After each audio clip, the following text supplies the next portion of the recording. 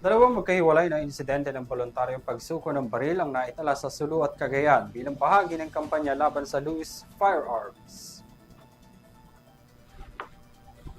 Ayon sa Philippine Army at Philippine National Police, isang caliber 30 M1 Garand rifle ang isinuko sa bayan ng Luok, Sulu noong March 17 sa tulong ng lokal na pamahalaan. Samantala, isang residente naman sa barangay Masig, Cagayan ang nagboluntaryong nagsuko ng Storm Ruger caliber .22 Magnum revolver at 8 bala ng 9mm. Sabi ni Lieutenant Colonel Dante Mantes na ang pagsuko sa Sulu ay resulta ng patuloy na pakikipag-ugnayan ng mga otoridad sa komunidad. Ayon naman sa 5th Infantry Division, ang insidente sa Cagayan ay bunga ng pinalakas na kooperasyon ng mga residente at security forces.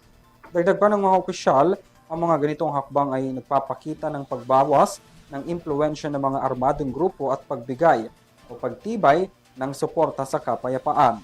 Patuloy naman ang panawagan ng mga otoridad sa mga individual na may hawak ng ilegal na armas na sumuko at makiisa sa mga programa ng pamahalaan.